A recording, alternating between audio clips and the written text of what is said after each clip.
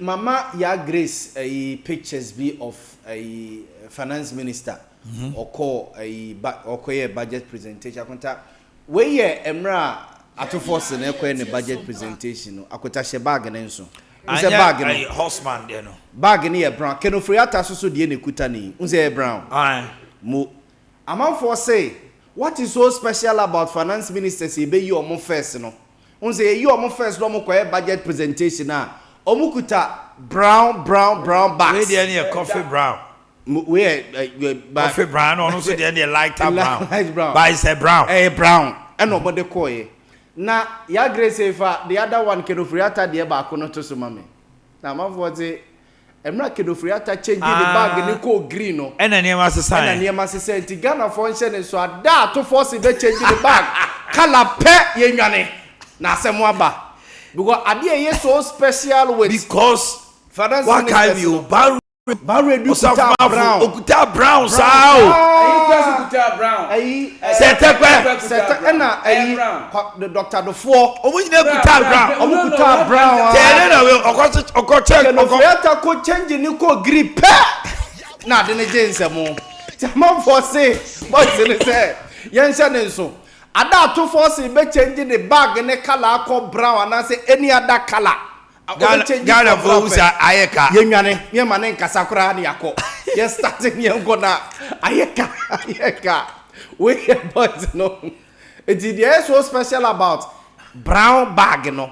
Omun keep brown na amaye. And this one was made in Ghana by made in Ghana. You mentioned the guy's name also. There was no quotation. There was a quotation. Omone Adam. Oh, this young guy, no you communicator. Adam Agbana. Or say, I to force ya chile say, we hear quotation at San Wobumai. No, a memo in your quotation, Sam, and yet Isaiah 3 1.5 and a. I quite the quotation, baby, and so what the Isaiah, Isaiah, what the Isaiah. I take consolation in Isaiah chapter 1, as read by one. And a statement from my uncle David Damfa.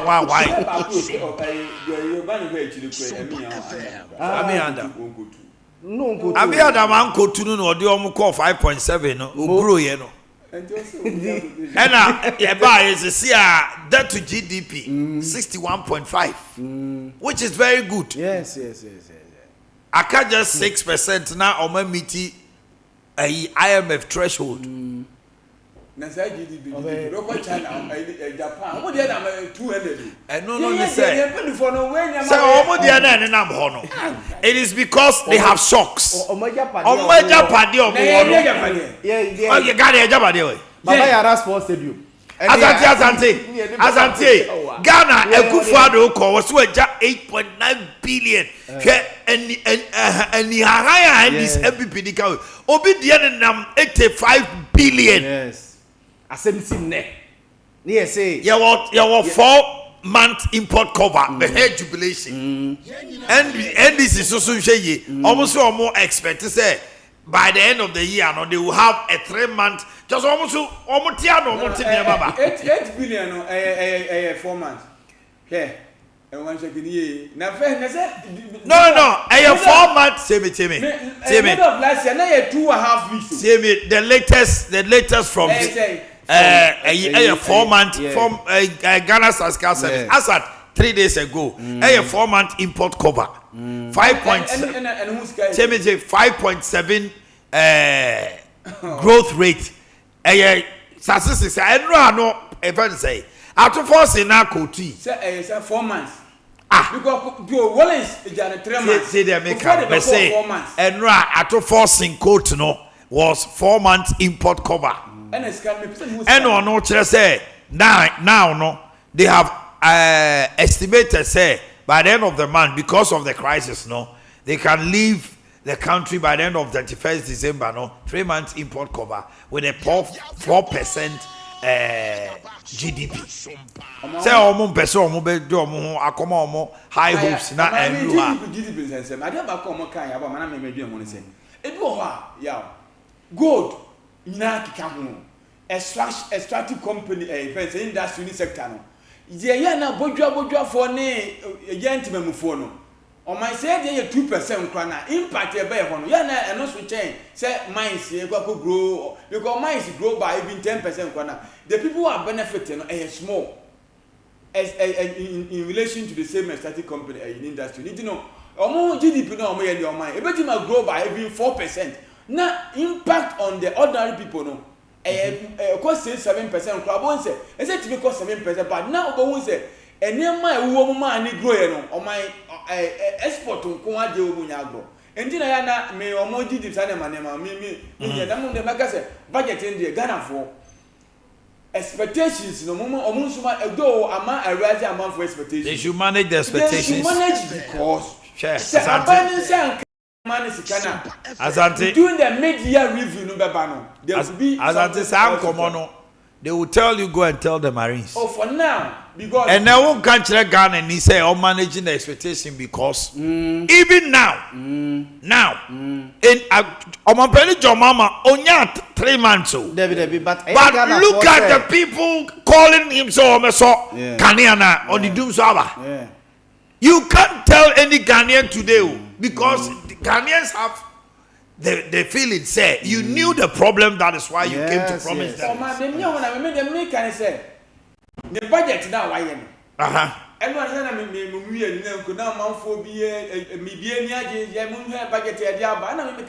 the budget is incumbent upon revenues Asante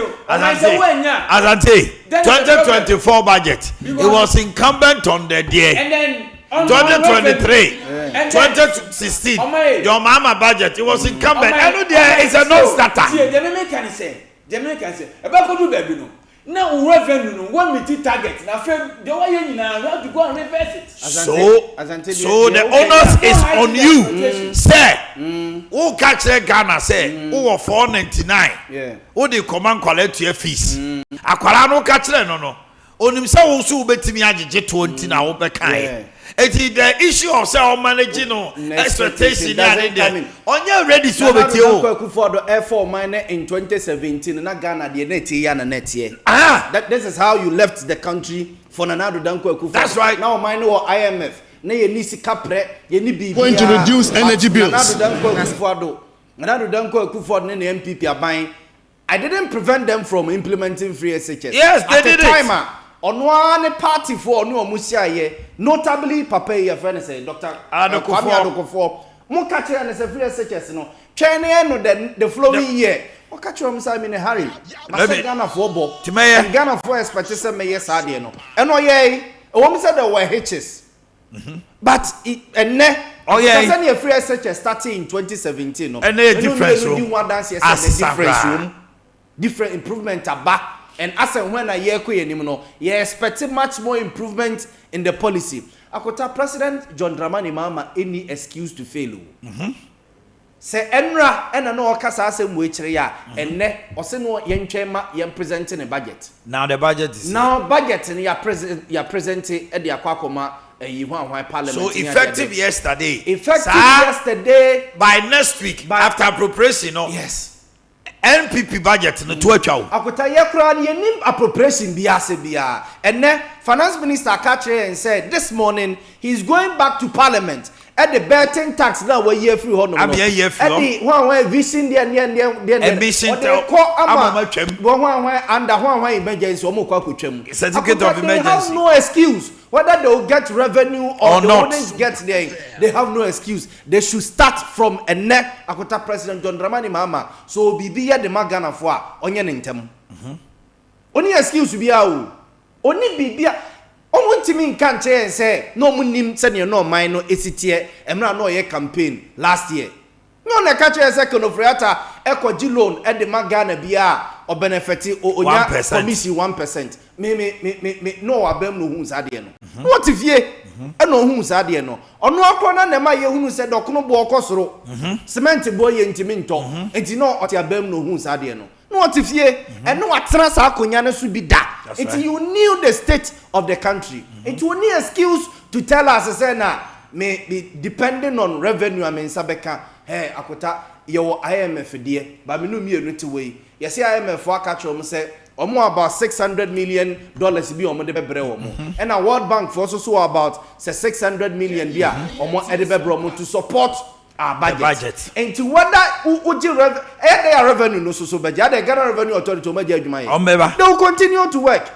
Enti wo na wo no wo tenetino akota ye cost school ye economics ye the scale of preference enti wo ene wo se wo hwe eniema me bo boss so kire Ghana fo tini a me kiri nyakopon cha de wo sa be di president wo sa fra nyansafo wo Ghana nyina se momra ye economic dialogue ya wie document ne da ho to say eye ni baby akopa wie anwumre ote ho so Ghana fo nyina so do mu nyansa amawo ye ha Ghana for ye fi say tete wo ye ya anye ye amoyen ya tro ni nyina de aba betu and wa reset wo say yes and who the goodwill papa no or the goodwill of Ghana for say bibi na nko ye and I can tell you the goodwill that your mama is having double okutane double this time my president John Dramani Mama and sorry say anopai oko ebia unannounced visit to ebia ECG office na obedru ho na ebia workers also moko adwuma na ebia asat anopai be 9 bebrema na say ebia o issue statement say mompa mo nyina Ghana fo nyina beka ebefo no so say that is the right decision goodwill no because if you say ya so niema bi so ache e ma sabi Ghana for ye Jimmy Dodo enti na duru baby na amanfo call for Canada Japan ne omo mani ade ne so omo meboyen no mo hwepie in life go sabi ye Jimmy amana broso dodo ya so amana ye too much enti president John Dramani Mama baby ya duro no enno ne budget aba ene ade ache ne finance minister de o se osema ne finance minister de ko parliament ene ne kire ya odeko by next week it is expected by enene chira na parliament aye won adwuma ne de abeto nanim no no so asan na take effect Ghana form pe na assembly atibiem enene chira ya de wo se ye wo se ye gold wa Yakobon de ma ye de ni nyina akoma abrofo